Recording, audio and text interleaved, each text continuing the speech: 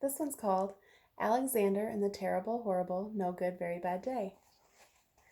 Written by Judith Vorst and illustrated by Ray Cruz. I went to sleep with gum in my mouth, and now there's gum in my hair.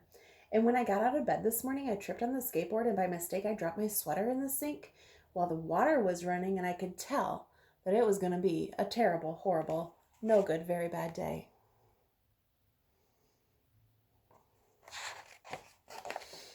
At breakfast, Anthony found a Corvette Stingray car kit in his breakfast cereal, and Nick found a junior undercover agent code ring in his breakfast cereal box. But in my breakfast cereal box, all I found was breakfast cereal.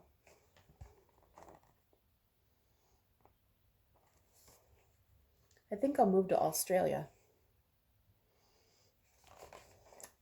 In the carpool, Mrs. Gibson let Becky have a seat by the window, and Aubrey and Elliot got seats by the window too.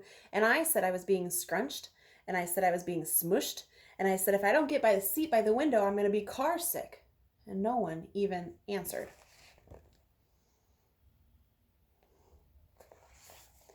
I could tell it was going to be a terrible, horrible, no good, very bad day. At school, Mrs. Dickens liked Paul's picture of the sailboat better than my picture of the invisible castle. And at singing time, she said that I sang too loud. And at counting time, she said that I left out 16. Who needs 16? I could tell that it was going to be a terrible, horrible, no good, very bad day.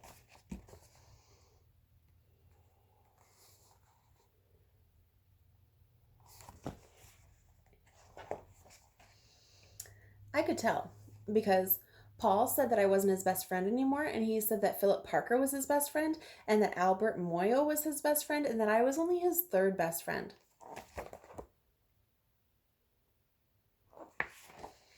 I hope you sit on a tack, I said to Paul. I hope that the next time you get a double-decker strawberry ice cream cone that the ice cream part falls off the cone part and lands in Australia.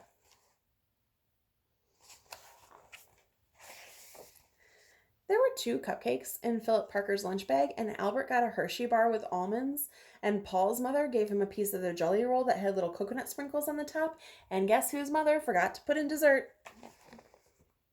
It was a terrible, horrible, no good, very bad day. That's what it was, because after school, my mom took us all to the dentist, and Dr. Fields found a cavity just in me. Come back next week and I'll fix it, said Dr. Fields. Next week, I said, I'm going to Australia.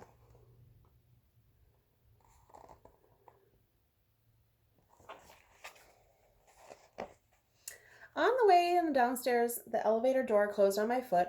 While we were waiting for my mom to get in the car, Anthony made me fall and it was muddy. And then when I started crying because of the mud, Nick said I was a crybaby.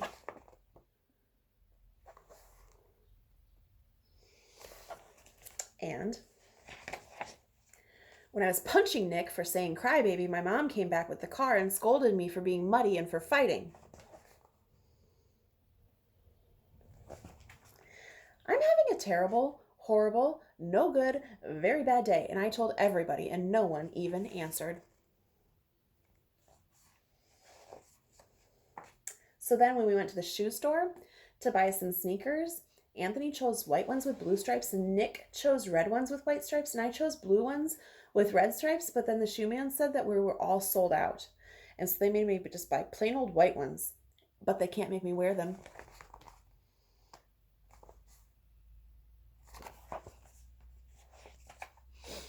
When we picked up my dad at his office, he said that I couldn't play with his copying machine, but I forgot. And he also said to watch out for the books on his desk. And I was careful, except for my elbow. And he said, don't fool around with his phone, but I think I might have called Australia. And my dad said, please don't pick him up anymore. It was a terrible, horrible, no good, very bad day.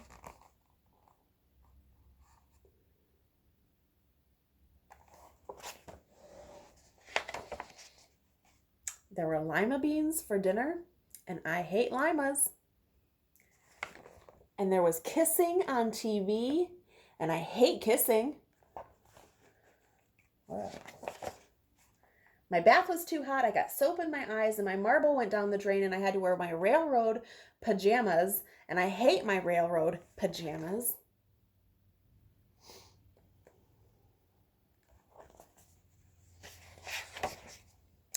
When I went to bed, Nick took back the pillow that he said that I could keep, and my Mickey Mouse nightlight burned out, and I bit my tongue, and the cat wants to sleep with Anthony and not me.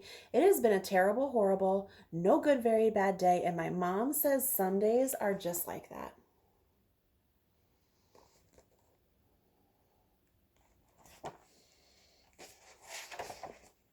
Even in Australia.